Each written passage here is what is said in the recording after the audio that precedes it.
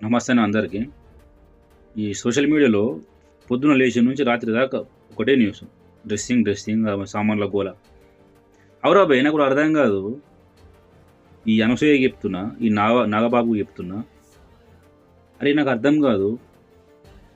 మీరు ఇప్పుడు కొట్లాడుతున్నారు. ఆయన ఏమన్నాడు శివాజీ గారు మంచిగా పాపం పద్ధతిగా దండోరా స్టేజ్‌లో ఆమె హీరోయిన్ పక్క పడుతుండే.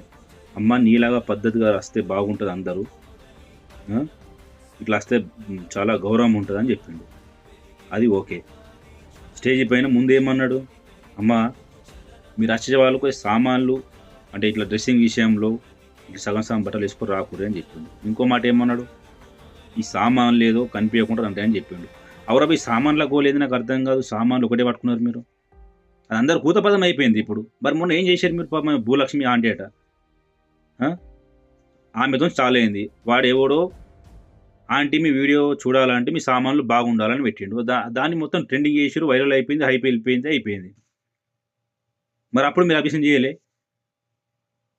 ఈ అనసూయ కానీ, నాగబాబు కానీ, ఆ వాడు ప్రకాష్ రాజ్ కానీ, అటు సైకో ఆర్జీవి కానీ, వీళ్ళందరూ ఆడెవడో నాన్ వేసిన దేశం తిరిగేటోడు, ఆడో పాగలుగాడు. మరి వీళ్ళందరూ మరి అప్పుడు ఎందుకు కొట్లాడలేరు? అరే ఇప్పుడు ఆయన ఎంత మంచిగా పోల్చిండు శివాజీ అన్న. ఒక మహిళ ఒక ప్రకృతితో పోల్చిండు. ఒక మహిళ అంటే ఒక భూదేవితో పోల్చిండు. అరే ఇది ఒక స్త్రీని దేవతతో పోల్చుడు మన హిందూ మతంలోనే ఉన్నది, మన హిందూ ధర్మంలోనే ఉన్నది, వేరే ఏ మతంలో లేదు. వాడు చూతే వాడు అన్వేషి వాడు తిరుగుతావు కదా దేశాలు పట్టుకొని, తెలుస్తలేదు నీకు ఇంకా? నీకు ఈ ప్రకాష్ రాజ్కి ఏం అర్థమైందో ఏమో. నచ్చినట్టు మామే అయిపోయాడు. మళ్ళీ నేను అనసూయకి సపోర్ట్ చేస్తా. అరే చేసుకో, చెయ్యి. ఈ మన అనసూయ అయితే ఏదో బికినీలు వేసుకుంటా నా డ్రెస్ నా ఇష్టం. అరే ఏంద్రాబాయ్ మీ డ్రెస్సులు మీ ఇష్టమే, ఎటు కూరుతాయి. ఇక మేము యాక్టర్స్, మేము ఫిల్మ్ ఇండస్ట్రీ అన్నట్టు డప్పు కొట్టుకుంటా మేము ఇంకా బరవెత్తలు తిరుగుతామంటే తిరుగురు, మీ ఇష్టం అది. కానీ మీరు ఏం అభిషేకం చేస్తారు నాకు అర్థం కాదు. ఆయన ఎంత మంచి మాట చెప్పిండు శివాజీ అన్న.